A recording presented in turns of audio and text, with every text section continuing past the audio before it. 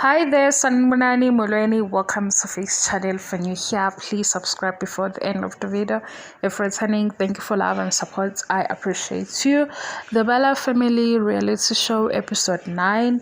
Ngenza i-TV show The Bala Family. So mawuthanda ukulalela indlela esixoxa ngayo nge-TV show ungahlala if awuyithanda into efana naleyo hayi le channel ungayidlula. Okay ke guys, ku-episode 9 siqale sabona usis Jen. Ngizoyenza ukuthi bemfishane later today ngizoyenza and siqale sabona usis Jen bekhuluma ngoma wakhe ukuthi wadlula emhlabeni akaphathekile kahle. Ubhutloyiso wafika ke unaye wabona ukuthi usis Jen akaphathekile kahle wase wakhuluma ke ubhutloyiso ukuthi yena noma akasis Jen bebezwana noma ngabe kuthiwa ezulwini umuntu oqala ofisa ukumbona kuyoba uma akasis Jen. Ngiyazi ukuthi nizomjaja, ngiyanazi phela ku social media. Ushilo nje ukuthi uma akasis Jen yena umuntu afisa ukuyombona mayefika ezulwini. Bringisa sesizwe ukuthi ezulwini siyohlangana nabantu bakithi ngale, right? Iyadlula ke leyo kufika ama-siblings kaBhutloyiso, usis Pinky, uBhutuzwayi, uPhelo noBhutphelo. Angithi bahlanganela kwaloyiso endlini kwakhe nakasis Jen. So baba ne-meeting, le meeting bazokhuluma ngoma nangobaba uJafta ngomshado wabo, bazokhuluma nje. So usis Jen abe yingxenye yale meeting. Kodwa sikubonayo usis Pinky noBhutuzwayi bebengathanda ukuthi usis Jen abe kule meeting noma bebengathanda ukuthi aphawule. Mayiqala ke i-meeting kuba bayakhuluma ukuthi ile ndaba le yama nosis Jen nomshado wabo abathi i-situation.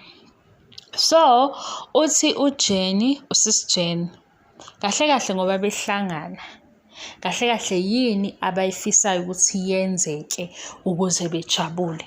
But lo mbuzo noma ukuphawula kasis Jen ngikubona kuqonde kuBhutuzwayi nosis Pinky because ibona abane-issue noma abanezinto.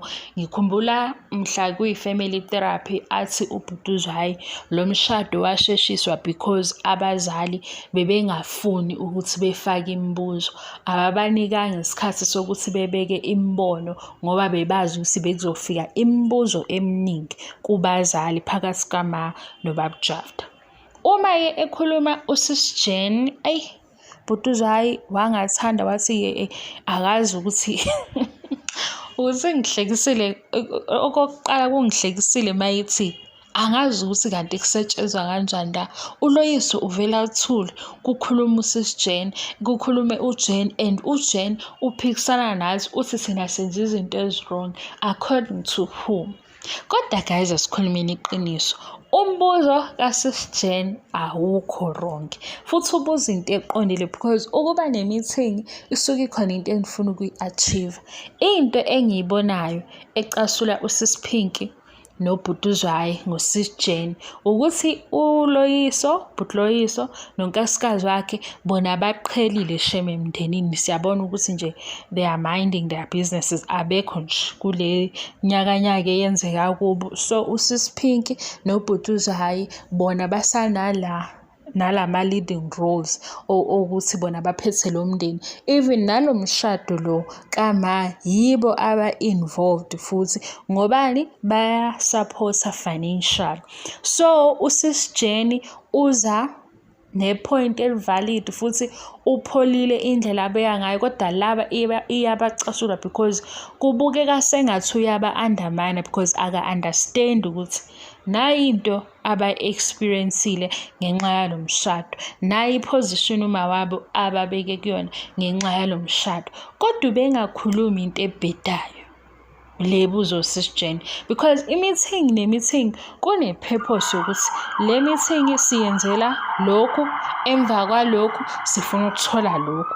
Manje bona because banale experience, banale abanayo nemibuzo eminingi, nakhona futhi ukuthi uma wabo a-acknowledge ukuthi kahle kahle ingane ngalenza iphutha, ngiyaxolisa abantwana bami. Ngoba ubaba uJafta wathi lapha kwi-family therapy ngiyazi ukuthi senze iphutha. kodwa kube sabahlonipha salinda bebezodileya umshado. Ngabe futhi makuvela umshado engathi nabadala abazana nobhutuzwayo nosisiphinki abazi kahle ukuthi kwenzakalani ngomshado kamama. So kuyaqhubeka-ke nosisiphinki uyaphawula eceleni uthi usisi Jenny kwezinye izinto zasemzini kufanele ukuthi athule, afunde ukuthula. Kodwa uzothula kanjani ngoba phela ubekanye nawe, ubeyingxenye yale meeting. Sekuvela lana-ke athi uBhutloyiso i-role kababa uJafta njengamanje yini? Hayibo guys, indlela engi-toxic ngayo ngivele ngahleka lapho. Nami ngiyayibuza ukuthi ngempela i-role kababa uJafta yini manje? Kahle kahle kufunakalani kubaba uJafta? Nangu ngusisi Jenny again. Usisi Jenny naye uvele aphendule futhi lokhu kuphendula kakhe futhi akekho wrong. Ukuthi le mbuzo noma ukuphawula kuphuma kuyena okuzwakala ku-wrong.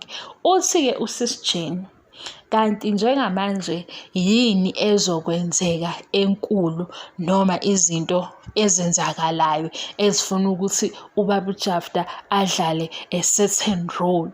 Hayibo, usisiphinki uvele washintsha ebusweni wambheka noBhutloyiso naye kwangathi uba confused for i-second ukuthi hayibo uthi kusazokwenzakalani kanjani. Hayi, wajika lapho uJenny wathi-ke vele nje le meeting le akazazi ukuthi umiphi kuyona and akazi ukuthi uthini. Sekuvelani-ke uthi uphelo nendaba yamalobolo abayazi ukuthi isebenza kanjani. So baveza ukuthi okungenzeka ukuthi ubaba akakhiphanga lutho. Cha guys, yazi inzima lena because bakhuluma ngabantu abadala and ubaba uJafta ingane zakhe zasho ukuthi leyo ukuthi uhleli laphaya kama imehlisa isithunzi. Nakho-ke lokho kwakushiwo abantwana because manje sebeqala phansi babuyele emuva ukuthi ubaba lo wenze njani ukuze gcine sekufika emshadweni. Uthi-ke uBhutuzwayo lithini igama likama? Hayibo, nababa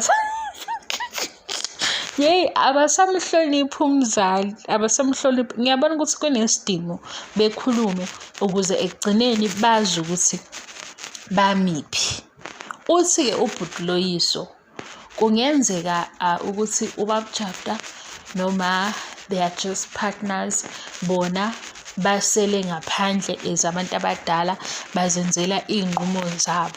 Or kufanele bazi ukuthi njengoba uma eshade nobaba uJafta bona bamiphi, ubathathile yini wangena nabo kulo mshado. Angithi niyabona-ke guys ukube abazali ekuqaleni bakhuluma nabantwana ngabe yonke lento abayikhuluma manje banazo iy'mpendulo zabo. Noma-ke kunjalo bafikile-ke kutheni bazokwenza sengikhohliwe. Usisiphinki uthe akekho ready ukuhlangana nabantwana because nakhona ukuthi kuhlanganwe nabantwana kubuka ngathi yibo abaphushayo, yibo abathatha a step forward kuyona yonke lento eyenzakalayo, yibo abenza umnyakazo. So yena akazazi nje ukuthi uzizwa kanjani ngokuthi kufanele ehlangane nabantwana baba uJafta.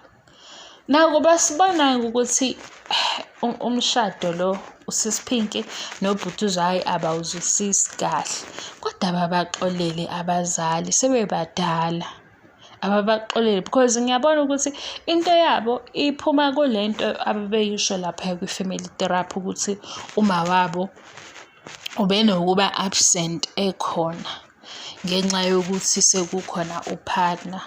Manje nakho kwababa uJafta futhi wafika ubaba wafike naye wazo-eda phezu kwezinye izinto eziwumthwalo wabo. Ngiyaxolisa ukusebenzisa lelo gama, ngifuna ukuveza ukuthi bayabasapota financial.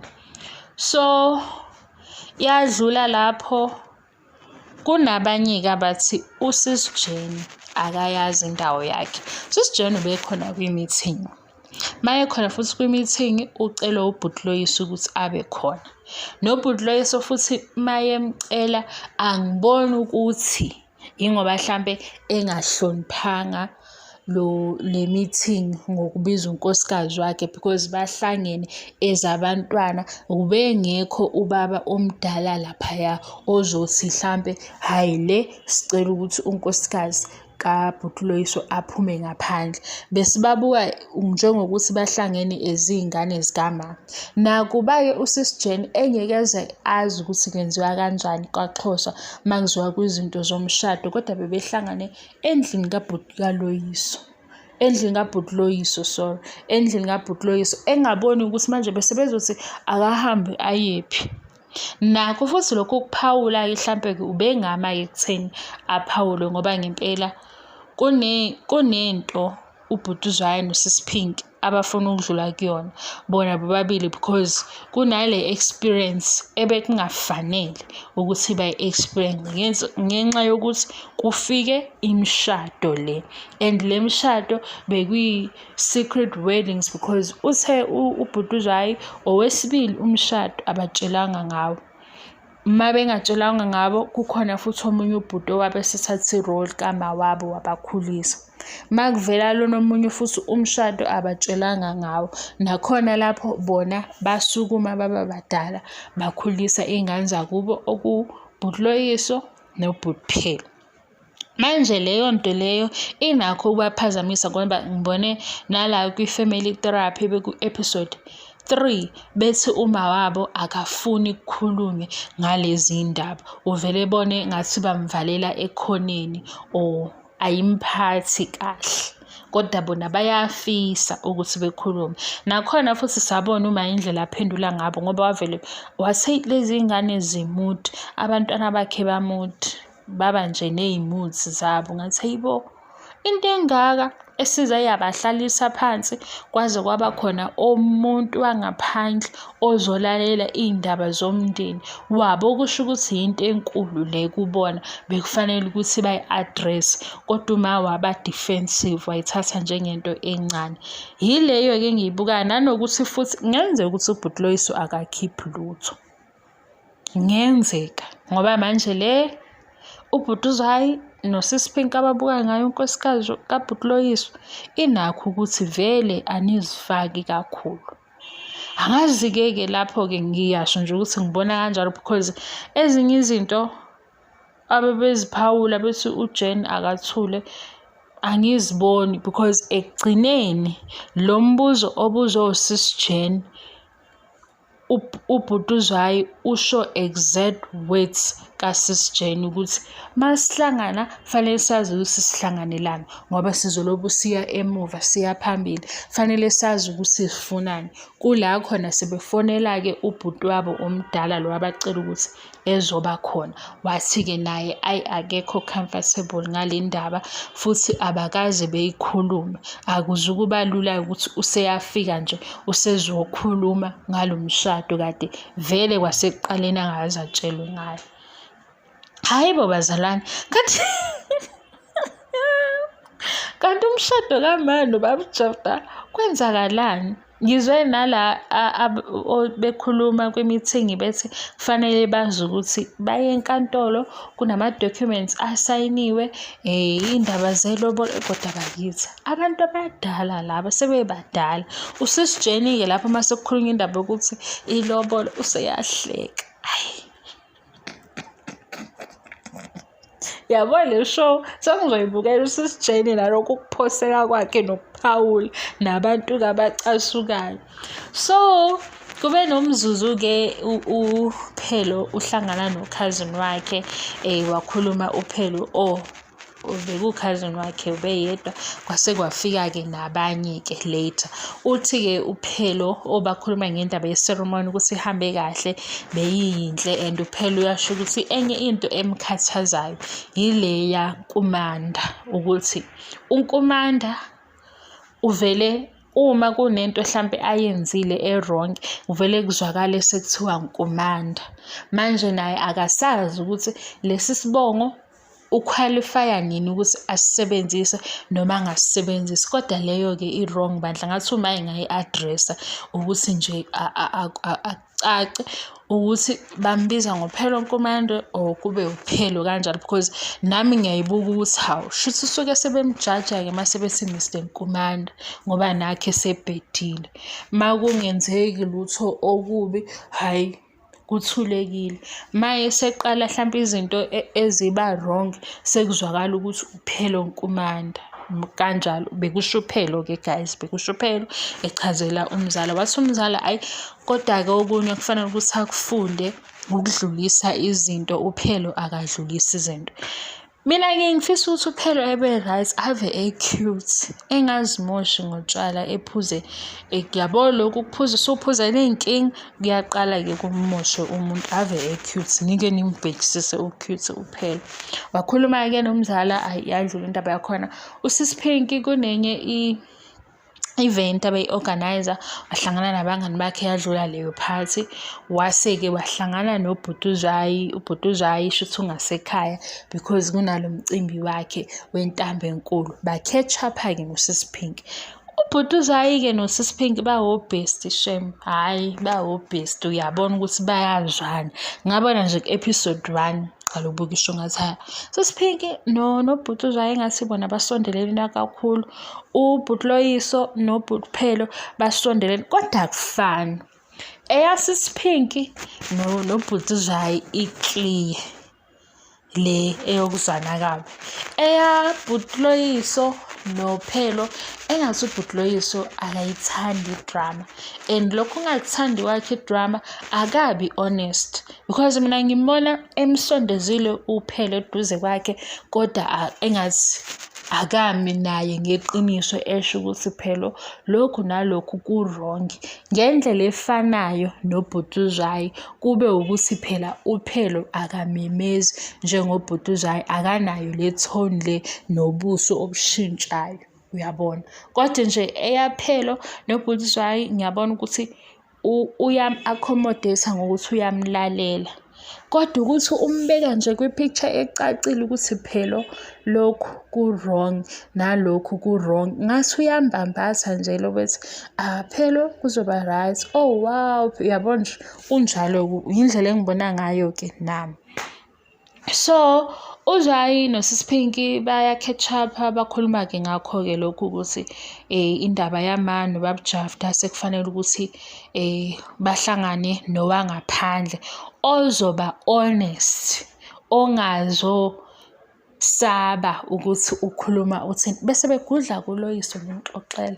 Mabethi hhayi umuntu ongazukwazi ukuthi uthini because akafuni ukubukeka ngenye indlela, siyabona phela ukuthi uBhutloyiso loyo ngempela yena siyambona ukuthi engathi nje akakhulumi esho ukuthi eyi nami le ngiyibona i-wrong, inje, uyazithulela nje. Kodwa phela uhambo ngokwesidalo, ngicabanga kanjalo. So uthi uBhutuzwayi bazocela umuntu wangaphandle angenelele ukuze kube hlampe bakwazi ukukhuluma beqede. Bacabanga ukuthi baqale babone uMayedwa abachazele mase kuba nobaba uDraft. Hey siyami abazali, kanti why? Yazi mina ngiyabathanda, ngiyayibona yonke into eyenzakalayo nale abafuna ukuthi bafike kuyona iqiniso lokuthi kanti kushadwe kanjani, kwenzakaleni nezinto ey'funa ukulungiswa. Kodwa yazi guys, kuzwakala ku-wrong. Ngiyazi ukuthi into e-right okufanele ukuthi bayenze, kuzwakala ku-wrong. Yazi shem, bangibuyisela kuleya episode 3 ngesikhathi bethi ubaba uJafta akafiki nalutho etafuleni. Manje nje makufuneka iy'nkomo, hayi guys, kule show ba-real, ba-real ngale ndlela ukuthi nasi sesinamahloni manje. Yazi nginamahloni ukuthi nje kuyeza-ke leyo episode sebezobuza ubaba uJafta ukuthi uma wabo wamushada kanjani, kwenzakalani, obani mhlawumbe abantu abadala babekhona as witnesses. Hhayi guys, episode 9 ngivala lana, ngizozama ukuthi-ke ngikusho konke okwenzakalile ngendlela engihlele ngisho ngayo step by step. Engifuna ukudlula la le eshiwo sis Jane kwi-meeting into efanayo eshiwo ubhuti uZwayo esehamba noSis Pink futhi ubebatshela iqiniso. Umehluko mhlawumbe bebefuna iphume kubhuti wabo okuwuloyiso because bathi ubhuti loyiso yena uyathula, noma ebekufanele iphume phakathi kwabo-ke bona as siblings ngoba uthe uSis Jane njengoba-ke sekuhlangwene yini ekufanele ukuthi yenzeke ukuze bebe happy or be-move on, because ukukhuluma nje bazolobu beya emuva beya phambili. Bambheka ngathi usebathuke ngenhlamba kanti akabathukanga. Ubesho lokho. Nami-ke kodwa ngiyayibona ngendlela abayi-receive ngayo ngoba phela manje uSis Jane ngenzeka ukuthi uma mhlampe benobhuti loyiso ayikho into abake beyiphose njengoba besho ukuthi bathenga nombani. Manje nje bona abanaso vele i-stress salomshado and abanankinga nje nawo, kanti ngapha kungenzeka ukuthi ubhuti uZwayo noSis Pink benza sure ukuthi le uma nobaba uJafta bahlele kahle yonke into i-right, kodwa manje abayicelanga le uma abenzi ningabahleka abantu abadala, abayicelanga leyo uma benze leyo. Kodwa hayi guys, mina-ke nje uma nobaba uJafta hayi abaxolelwe, badala nje nabo futhi sebebadala baney'ngane, kuzothiwani ngempela. And into engiyibonile kule episode iveza lento le engamphathi kahle ubhuti laZolo kuyingane kababa uJafta, because ushilo wathi le iyasithinta isithunzi isidima ngoba buka manje ubaba sekuyobe ukukhulunywa ngaye kushiwo ukuthi hayi kanti vele wenzani, kanti vele washada kanjani. Engabe ngempela